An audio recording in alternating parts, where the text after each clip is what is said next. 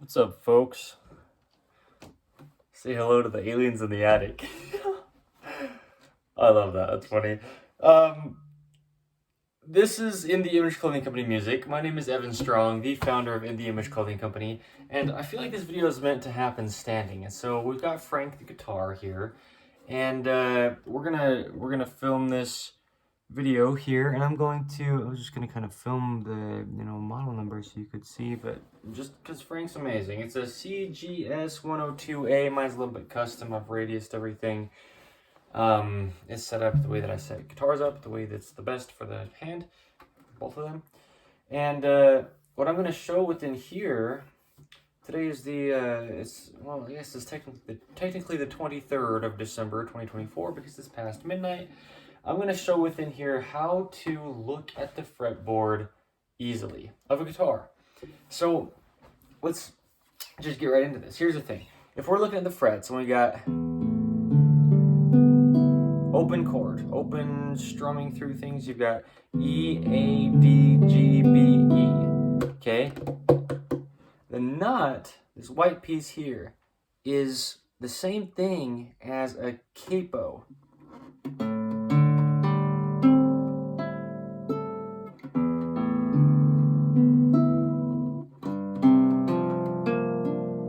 Okay, so you capo it on the 3rd fret, you capo it on the 5th fret, or the 7th.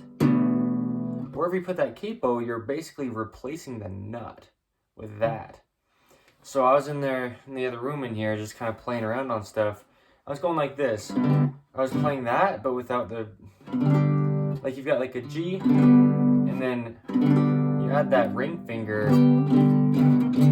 I actually don't know what the chord's called, but very beautiful, very folky.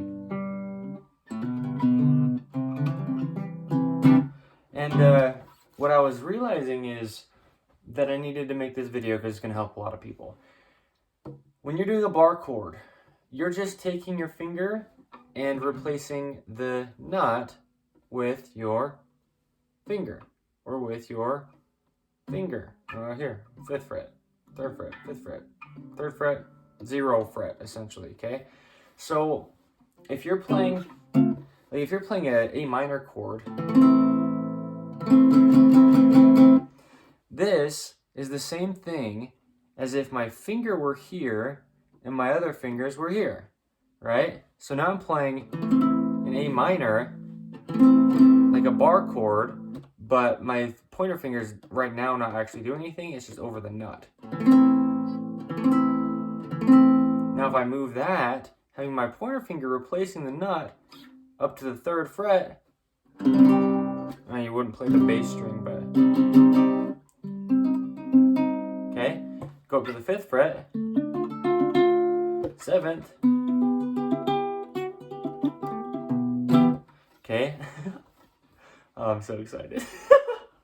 So it's all the same thing from here to here, here, as high as you want to go and wherever you go from there. But the point is, it's the same shape, but you're just going to use different fingers because you need that pointer to be able to replace the nut. So now if we've got this is the chord I was doing it with in there. You've got this, but let's say you're only going to play these bass strings, right? Just so you don't have to get your fingers here because you're going to run out of fingers if you're going to use your pointer for something different. Okay, so this is essentially doing, it's a little bit awkward feeling and looking, but it's essentially doing this. Or what chord was I doing in the beginning? Like this. This chord here, a G, essentially, we'll just do a G. A G chord is the same as doing this and putting your pointer finger here. Well, without the high strings. Now you put your pointer finger up on the 5th and keep the fingers where they were, the other ones. Now you can play that same, right? So if like you're playing this here, it's the same as here.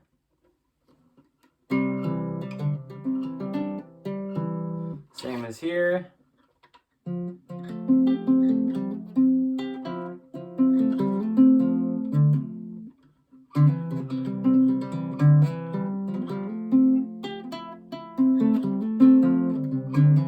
Right? It's the same thing.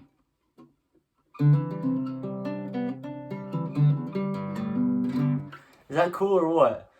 And I think, you know, a lot of people, when they're starting out especially, don't know that, right? Here's an E minor. This is an E minor. That is the same as coming up and going here. Or here. Or here. Okay? Anyway, breaking up the fretboard by just replacing the nut with your bar chord finger, which is going to be your pointer finger, then you just play whatever you, I mean, you can play a D chord. You know, I've talked about how much I like the D chord. Beautiful chord. It's really feeling quite awkward to try to shape it out because I don't know which finger would go where necessarily, but like that, in a sense, is like a D chord, but on the 5th fret. That's really very awkward to try to do, but I kind of want to do it just because here's your D chord, right? So you just have to get those same strings and be like doing it like this, you know. I mean, awkward, but like, then you just move that up. If I don't get it cleanly, then I don't, but you know, because that's a ukulele right there.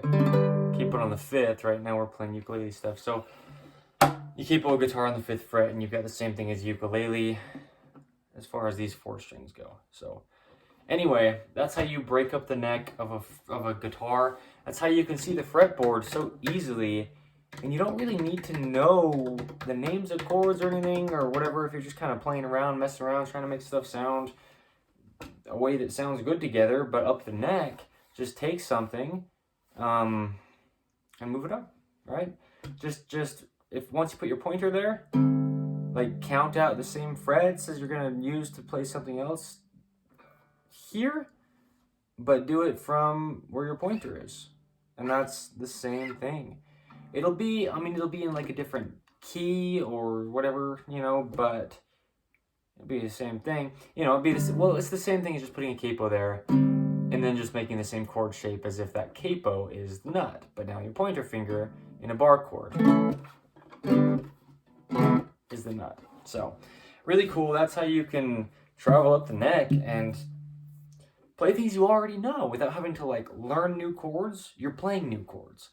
So a lot of things are the same shape, and you know, it's just in a, like I said, a different key.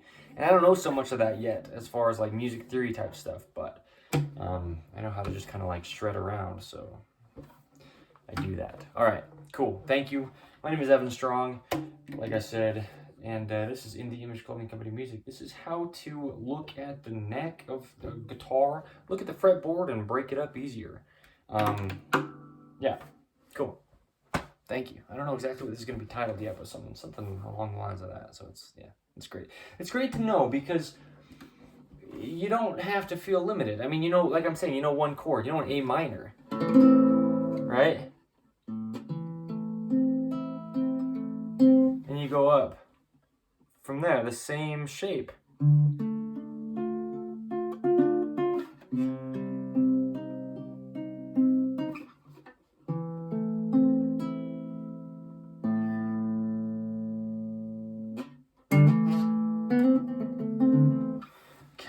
It kills me. It actually really just kills me in the most amazing way. Because this is the same as this, but it's the same as this as far as the shape. Because you're here, essentially, but without actually having to do that because the nut's doing it for you. And then you move up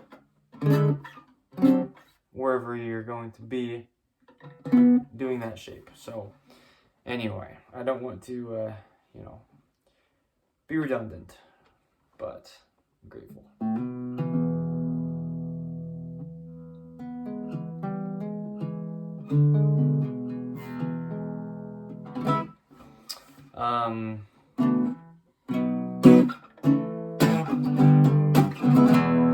like that. We'll play a little bit around with that. We'll just take this normal shape here. Okay, we go here, here. Where are we? Here, here, and here. And then we just move that same thing up the neck. Right? So.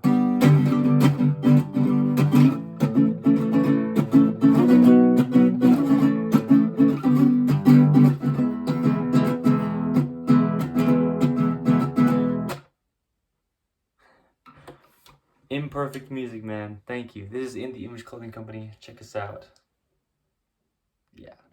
As in, you know, you already have, and so stick around because a lot of this tutorial type stuff to come. And Frank the guitar is now set up even better. And so, I mean, I'm standing, no strap, and just kind of able to go up the neck and stuff and just, you know, hold it well and easy. So check out our setup video. It's titled Full Nylon String Guitar Setup.